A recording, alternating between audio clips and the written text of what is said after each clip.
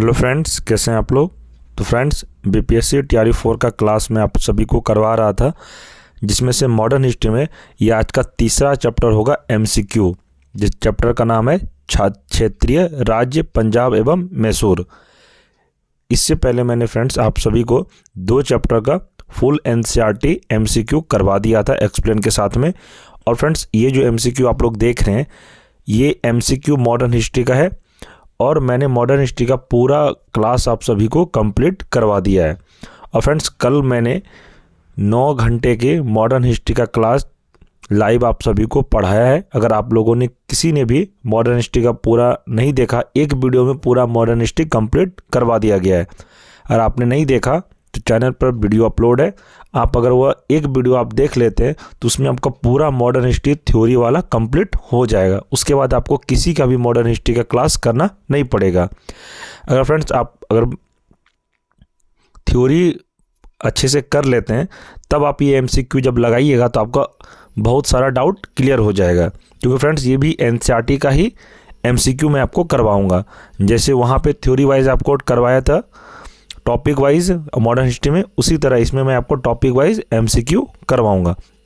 तो चलिए फ्रेंड्स शुरू करते हैं। आज का हमारा पहला प्रश्न है। और फ्रेंड्स, अगर आप चैनल पर नए हैं तो चैनल को सब्सक्राइब जरूर कर लें और बेल आइकन को प्रेस अवश्य कर दें। वीडियो को फ्रेंड्स लाइक जरूर कर दें। चलिए, पहला प्रश्न है, महाराजा रंजीत सिंह के राज्य की राजधानी थी तो कहाँ थी? तो इसका आंसर है ऑप्शन सी, लाहौर में थी। फ्रेंड्स, इससे आपका यह होगा कि रिवीजन भी हो जाएगा और आपको यहाँ से प्रश्न भी याद हो जाएगा और इससे बाहर आपका एक भी प्रश्न एग्जाम में नहीं आएगा। जितने मैं आपको इस वीडियो में कंप्लीट करवा दूंगा इस चैप्टर से रिलेटेड, क्षेत्रीय राज्य पंजाब एवं मैसूर से जितने भी इंपॉर्टेंट प्रश्न बनते हैं, आपका यहाँ से एक भी बाहर प्रश्न नहीं आएगा। जितने आज का क्लास में आपको इंपॉर्टेंट प्रश्न करवा दूंगा मैं फ्रेंड्स, ज़्यादातर प्रश्न यहीं से आपको एग्जाम में देखने को मिलेगा। तो वीडियो के अंत तक आप जरूर बने रहें। वीडियो को अगर आप स्किप करते हैं तो आपको समझ में नहीं आएगा। इसका एक्सप्लेन हम लोग देखते हैं। एक्सप्लेन करने से फ्रेंड्स यही होता है कि आपको अच्छे से और डाउट क्लियर हो जाएगा और याद भी हो जाएगा। इसमें दिया है, शेरे पंजाब के नाम से प्रसिद्ध महाराजा रंजीत सिंह ने 1799 में लाहौर पर अधिकार कर लिया तथा उसे अपनी राजधानी बनाया। उन्होंने 1802 ईस्वी में अमृतसर को भी भंगी मिसल से छीन लिया। इस प्रकार पंजाब की राजनीतिक राजधानी लाहौर और धार्मिक राजधानी अमृतसर दोनों ही उनके अधीन आ गई। 12 अप्रैल 1801 को रंजीत सिंह ने महाराजा की उपाधि धारण की थी। तो ये भी आप याद रखिएगा।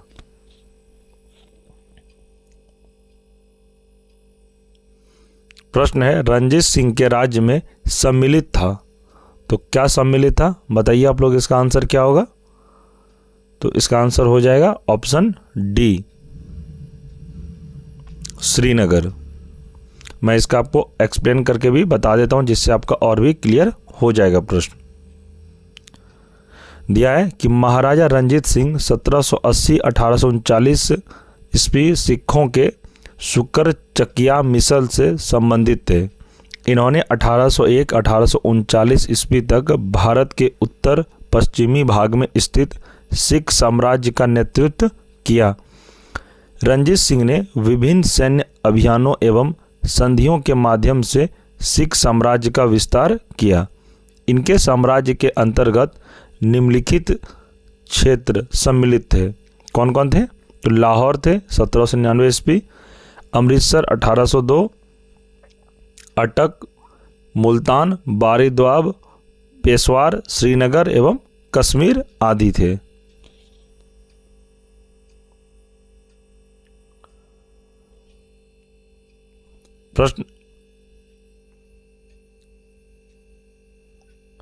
प्रश्न है, सिख राज्य का अंतिम शासक कौन था?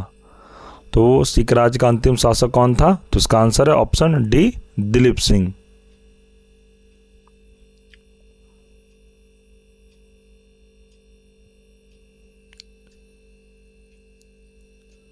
रंजीत सिंह के सबसे छोटे पुत्र महाराजा दिलीप सिंह सिख साम्राज्य के अंतिम शासक थे। इन्हें 1843 में 5 वर्ष की आयु में अपनी माँ रानी जिंदन कौर के संरक्षण में राज सिंहासन पर बैठाया गया। इनके शासनकाल में प्रथम सिख युद्ध 1846 ईस्वी में हुआ। दिलीप सिंह का निधन 23 अक्टूबर 1893 को पेरिस, फ्रांस में हुआ। इन्होंने सिख धर्म त्याग कर ईसाई धर्म को अपनाया था। आगे है, अमृतसर की संधि कब हुई थी? तो बताइए आप लोग, अमृतसर की संधि कब हुई थी?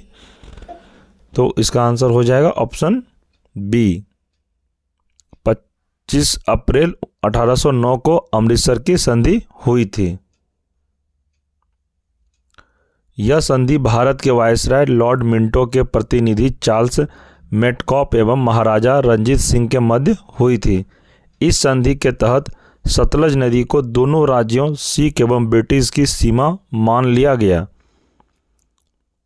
लुधियाना में एक ब्रिटिश सेना रखी गई थी तथा सतलज के पूर्व में स्थित रियासतें अंग्रेजों के संरक्षण में आ गई।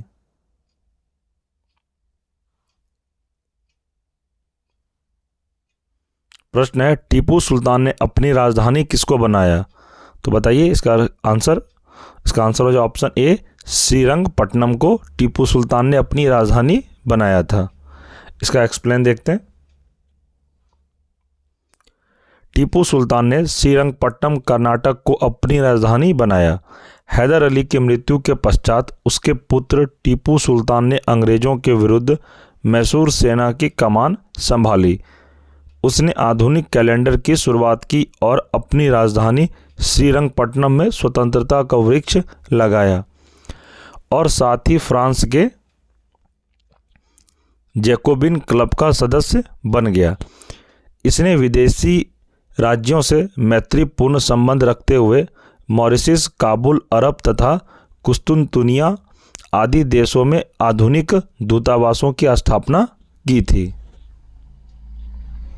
आगे प्रश्न,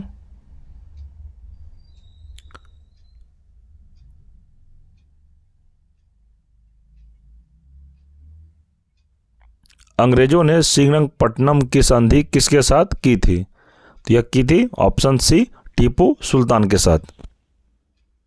फ्रेंड्स, एक्सप्लेन करने से ही होता है कि आपको अगर प्रश्न में समझ में नहीं आया तो एक्सप्लेन में आपको अच्छे से समझ में आ जाता है। तो इसका एक्सप्लेनेशन देखते हैं। श्रीरंगपट्टनम की संधि 18 मार्च 1792 को अंग्रेजों तथा टीपू सुल्तान के मध्य हुई थी। यह संधि तृतीय अंगाल मैसूर युद्ध का परिणाम था, जिसमें अंग्रेजों, मराठों तथा हैदराबाद के निजाम की संयुक्त सेना ने टीपू सुल्तान को पराजित किया था। इस संधि के अनुसार पेशवा को तुंगभद्रा नदी तक का क्षेत्र, हैदराबाद के निजाम को कुड़प्पा तथा गंडीकोटा के दुर्ग तथा कृष्णा व पेन्नार नदी के मध्य का क्षेत्र प्राप्त हुआ था। अंग्रेजों को मालाबार तट का क्षेत्र एवं बड़ा महल व डिंडीगुल जिले प्राप्त हुए। साथ ही कुर्ग के राजा को मैसूर से स्वतंत्र घोषित कर दिया। इसके अतिरिक्त टीपू सुल्तान पर युद्ध की क्षतिपूर्ति के रूप में 3 करोड़ का जुर्माना लगाया गया, जिसका तत्काल भुगतान न कर पाने के कारण उसके 2 पुत्रों को युद्ध बंदी बना लिया।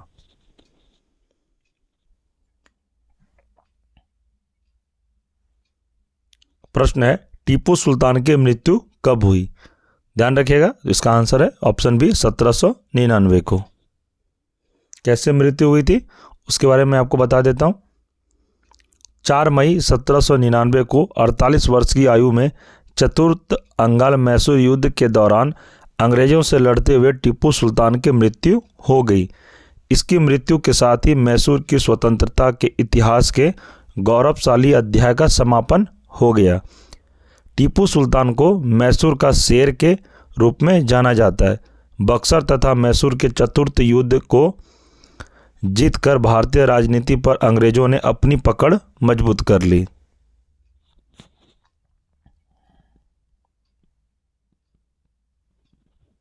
प्रश्न है, निम्नलिखित में से किसने कहा था, ईश्वर की इच्छा थी कि मैं सब धर्मों को एक निगाह से देखूं, इसलिए उसने दूसरी आंख की रोशनी ले ली।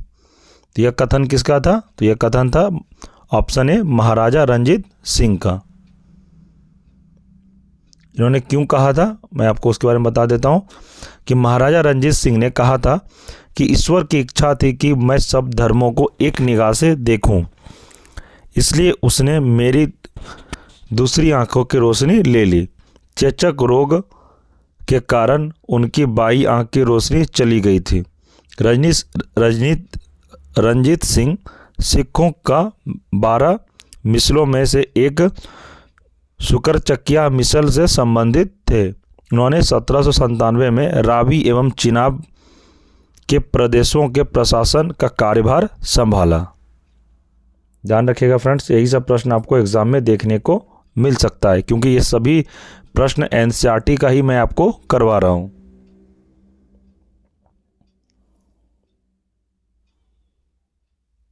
आगे, निम्नलिखित में से कौन सुमेलित नहीं है? तो बताइए।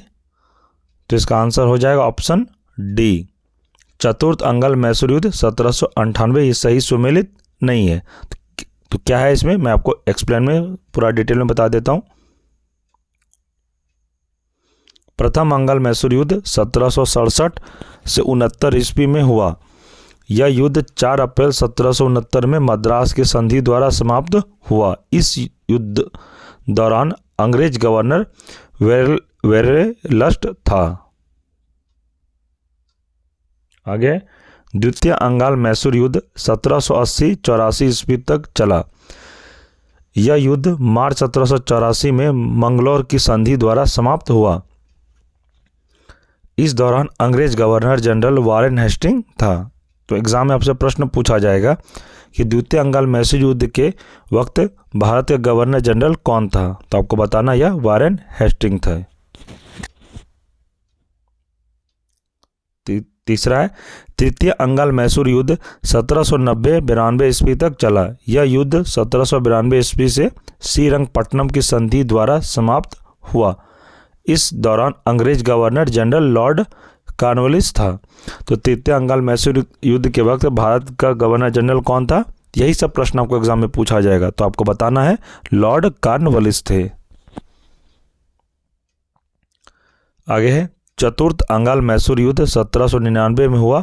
इस दौरान अंग्रेज गवर्नर जनरल लॉर्ड वेलेस्ली था। यह एक निर्णायक युद्ध था जिसमें टीपू सुल्तान की हार हुई। आगे प्रश्न है, कॉर्नवालिस ने टीपू सुल्तान के विरुद्ध जो त्रिदलीय गुट बनाया उससे सम्मिलित थे। तो क्या सम्मिलित है? ऑप्शन ए अंग्रेज, निजाम और मराठा।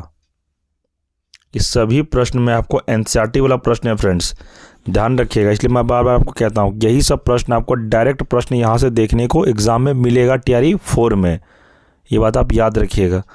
कहीं आप एग्ज़ाम में बैठे और आपने यह क्लास अच्छे से नहीं किया रहेगा आपका, तो याद रखिएगा फ्रेंड्स, आपका एक भी प्रश्न एग्जाम में नहीं बनेगा और उस समय आप यही क्लास को मिस करिए कि काश वह क्लास कर लेते। इसलिए फ्रेंड्स, एग्ज़ाम में काश वर्ड नहीं आना चाहिए आपका। इससे बेटर है कि आप पहले ही क्लास को सही तरीके से 2 से 3 बार रिपीट करके आप देख लीजिए, आपको अच्छे से याद हो जाएगा। सबसे पहले मैं यही बोलूँगा आपको कि पहले आप थ्योरी का क्लास देख लीजिए, जो कल मैं पूरा एक वीडियो में मॉडर्न हिस्ट्री पूरा चैप्टर कंप्लीट करवा दिया हूँ। इस वीडियो के डिस्क्रिप्शन में मैं कल का जो क्लास है एक वीडियो में पूरा मॉडर्न हिस्ट्री थ्योरी वाला मैं लिंक दे दूंगा, आप जाके देख लीजिएगा। इसका एक्सप्लेन हम लोग देखते हैं। कॉर्नवालिस ने टीपू सुल्तान के विरुद्ध जो त्रिदलीय गुट बनाया था उसमें अंग्रेज, निजाम और मराठा शामिल थे। कॉर्नवालिस ने जून 1790 में मराठों के साथ तथा 4 जुलाई 1790 को निजाम के साथ मैत्री संधि पर हस्ताक्षर कर दोनों को सैन्य सहयोग करने के लिए बाध्य किया। इस संधि को त्रिगुट संधि भी कहा गया।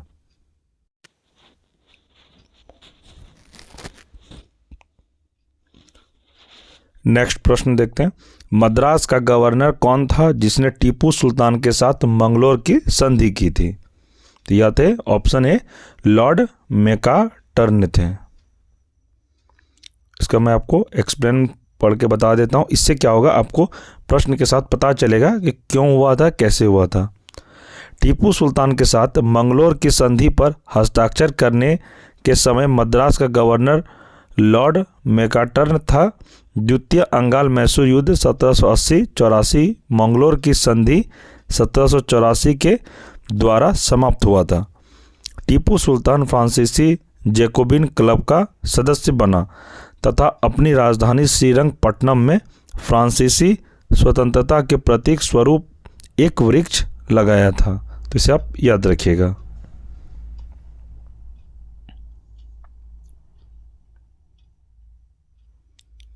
प्रश्न है, महाराजा रणजीत सिंह ने किस स्थान पर अदालत ए आला की स्थापना की? तो इसका आंसर हो जाएगा ऑप्शन बी, लाहौर में। महाराजा रणजीत सिंह ने लाहौर में अदालत ए आला की स्थापना की थी। महाराजा रणजीत सिंह विभिन्न सिख गुटों को एक समृद्ध साम्राज्य में एकजुट करने के लिए जाने जाते हैं। उन्होंने अपने आसपास के राज्यों को मिलाकर अपने साम्राज्य का विस्तार किया। सिख साम्राज्य 1799 से 1849 तक अस्तित्व में था। रणजीत सिंह के साम्राज्य के प्रमुख शहर लाहौर, अमृतसर, मुल्तान, पेशावर, जम्मू, श्रीनगर, रावलपिंडी और सियालकोट थे। उन्हें 12 अप्रैल 1801 को पंजाब महाराजा घोषित किया गया था। तो इसे आप ध्यान रखिएगा।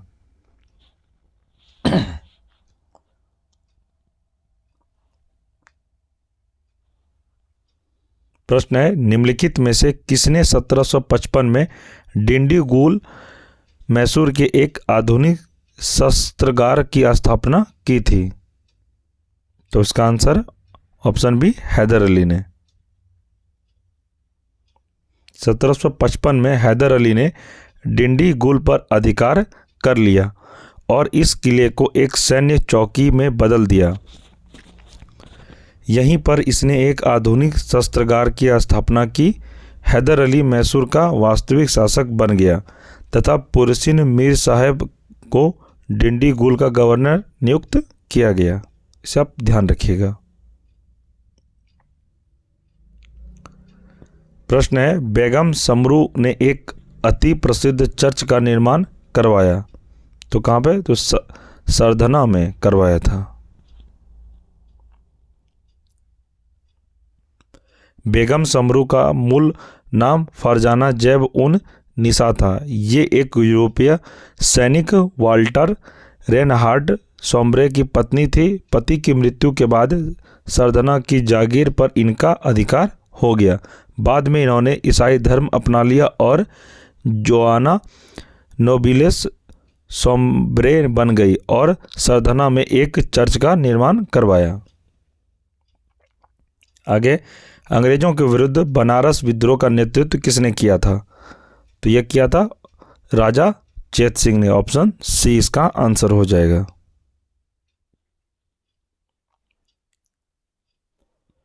आगे प्रश्न है, रणजीत सिंह ने सुप्रसिद्ध कोहिनूर द्वारा प्राप्त किया था। तो कहां से किया था? यह शाह शुजा से प्राप्त किया था। इसे आप ध्यान रखिएगा।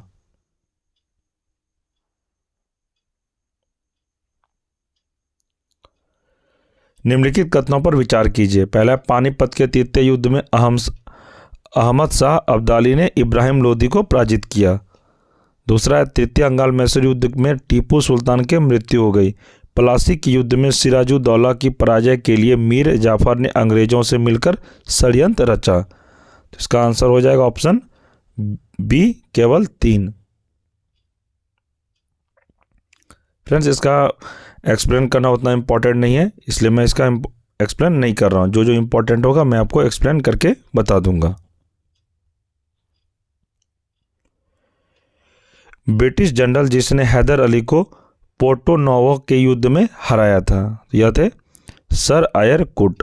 इसे आप खाली इतना ही याद रखिएगा फ्रेंड्स, सर आयर कूट। बस यही प्रश्न आपको एग्जाम में देखने को मिलेगा, यहीं तक प्रश्न पूछा जाता है।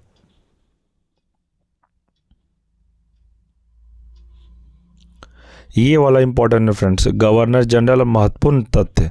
जैसे कि बंगाल का प्रथम गवर्नर जनरल कौन थे? यहाँ से आपका एक प्रश्न गारंटी आप लिख लीजिए अपने कॉपी में कि यहाँ से आपको एक प्रश्न जरूर मिलेगा। आप किसी भी क्लास का तैयारी कर रहे हैं, अगर आप पीजीटी टीजीटी का तैयारी करें वहाँ पर आपको 2 से 3 प्रश्न मिलेगा, और पीआरटी और 6 to 8 में एक प्रश्न गारंटी मिलेगा गवर्नर जनरल से रिलेटेड। तो भारत का प्रथम गवर्नर जनरल कौन थे? तो रॉबर्ट क्लाइव थे, इसे आप याद रखिएगा। दूसरा है बंगाल का अंतिम गवर्नर कौन थे? तो वारेन हेस्टिंग थे बंगाल का अंतिम गवर्नर। नेक्स्ट है बंगाल का प्रथम गवर्नर जनरल वारेन हेस्टिंग थे। बंगाल का अंतिम गवर्नर जनरल विलियम बेंटिंक थे।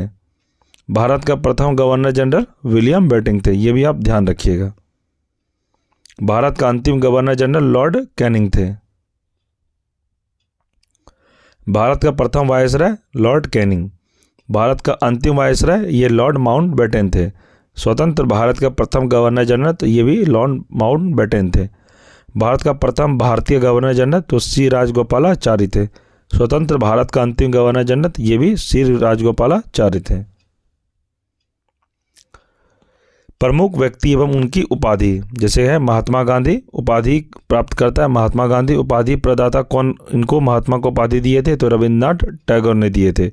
यहाँ से भी आपको 1 से 2 प्रश्न एग्जाम में देखने को जरूर मिलेगा। दूसरा है राष्ट्रपिता, ये भी किसको कहा गया? महात्मा गांधी को। तो राष्ट्रपिता किसने कहा था पहली बार? तो सुभाष चंद्र बोस ने राष्ट्रपिता का उपाधि महात्मा गांधी को दिया था। गुरुदेव, गुरुदेव किसको कहा जाता है? तो रविन्द्रनाथ टैगोर को। तो गुरुदेव का उपाधि किसने दिया था? तो यह महात्मा गांधी ने दिए थे। सरदार, तो ये किसको कहा जाता है? तो वल्लभ भाई पटेल को। बारदोली की महिलाओं ने इनको सरदार के नाम से पुकारा था, उसी समय से वल्लभ भाई का नाम सरदार वल्लभ भाई पटेल के नाम से जाने जाने लगे। आगे देश रत्न, डॉक्टर राजेंद्र प्रसाद को देश रत्न कहा जाता है। यह किसने कहा था? तो महात्मा गांधी ने इनको कहा था। विवेकानंद, तो स्वामी विवेकानंद को कहा जाता है। यह किसने बोला था? तो खेतड़ी के महाराजा ने। राजा, तो राजा किसको कहा जाता है? तो राजा राम मोहन राय को कहा गया। यह किसने कहा था इनको? तो अकबर द्वितीय ने इनको यह उपाधि दिया था। कायदे आज़म, यह किसको कहा था? तो मोहम्मद अली जिन्ना को कायदे आज़म से नवाजा गया था। किसने नवाजा था? तो मौलाना मजहरुद्दीन शहीद ने। आगे अदनगन फ़कीर, यह किसको कहा गया है? तो यह महात्मा गांधी को कहा गया है। किसने कहा था? तो विंस्टन चर्चिल ने कहा था। यह टीआरई 2 में पूछा गया प्रश्न है। इस बार आपको टीआरई 4 में देखने को जरूर मिलेगा, यहाँ से 1 से 2 प्रश्न। तो फ्रेंड्स, इस चैप्टर में जितने भी इम्पॉर्टेंट प्रश्न थे मैंने आपको कंप्लीट करवा दिया, और इससे बाहर आपका एक भी प्रश्न एग्ज़ाम में नहीं जाएगा, ये आप कंफर्म रहिए। जितना मैं इस चैप्टर से आपको कंप्लीट करवाया प्रश्न, सभी एनसीईआरटी के प्रश्न थे, और ये सभी इम्पॉर्टेंट प्रश्न थे। आपको टीआरई 4 में ज़्यादातर प्रश्न यहीं से देखने को मिलेगा। अगर इस चैप्टर से प्रश्न पूछा गया फ्रेंड्स, तो यकीन मानिए आपको इसी क्लास से 2 से 3 प्रश्न देखने को जरूर मिलेगा। और फ्रेंड्स, अगर आपने थ्योरी का मॉडर्न हिस्ट्री का क्लास नहीं किया है तो मैं इस वीडियो के डिस्क्रिप्शन में लिंक दे दिया हूँ, आप जाके क्लास देख लीजिए। मॉडर्न हिस्ट्री मैंने कल पूरा दिन भर लाइव आप सभी को पढ़ाया एक वीडियो में। अगर वह एक वीडियो आप पूरा अच्छे से देख लेते हैं, उसमें पूरा मॉडर्न हिस्ट्री को कंप्लीट कराया गया है। करीब 9 घंटे की क्लास है वो। आप अगर अच्छे से देख लेते हैं तो आपको फिर किसी और का भी मॉडर्न हिस्ट्री का क्लास करने का ज़रूरत नहीं पड़ेगा। वो सभी क्लास मैंने आपको एनसीईआरटी टॉपिक वाइज करवाया है। उसमें गांधी युग भी अच्छे से मैंने समझा दिया। 1915 से लेके 1947 तक गांधी युग से रिलेटेड जितने भी इम्पोर्टेंट प्रश्न हैं सभी को उसमें कवर किया गया है। फ्रेंड्स, मैं तो कहूँगा कि आप मॉडर्न हिस्ट्री का पहले थ्योरी पोर्शन अच्छे से पहले देख लीजिए, उसके बाद जब एमसीक्यू आप पढ़िएगा तो आपको अच्छे से समझ में आ जाएगा। तो फ्रेंड्स, अगर आप चैनल पर नए हैं तो चैनल को सब्सक्राइब जरूर कर लें और बेल आइकन को प्रेस अवश्य कर लें। मैं बेल आइकन प्रेस करने इसलिए कहता हूं क्योंकि इस चैनल पर जब भी वीडियो अपलोड होगी तो सबसे पहले आपको नोटिफिकेशन मिल जाएगा। फ्रेंड्स, अगर आपको वीडियो ये अच्छा लगा तो वीडियो को लाइक करें और इसे दोस्तों में भी शेयर करें। अपने व्हाट्सएप ग्रुप में ज़रूर इसे शेयर करें ताकि उनका भी प्रिपरेशन अच्छे से हो सके। फ्रेंड्स, इस क्लास का आपको PDF चाहिए तो टेलीग्राम पर आप ज्वाइन हो जाइए। आपको वहाँ पे PDF और BPSC टीआरई 4 से रिलेटेड जितने भी स्टडी मटेरियल होते हैं टेलीग्राम पर सेंड कर दिया जाता है। टेलीग्राम पर ज्वाइन होने के लिए फ्रेंड्स मैं इस वीडियो के डिस्क्रिप्शन में टेलीग्राम का लिंक दे दूँगा। आप टेलीग्राम लिंक को क्लिक करके आप ग्रुप से जुड़ सकते हैं। ठीक है फ्रेंड्स, मिलते हैं हम लोग नेक्स्ट वीडियो में, तब तक के लिए धन्यवाद।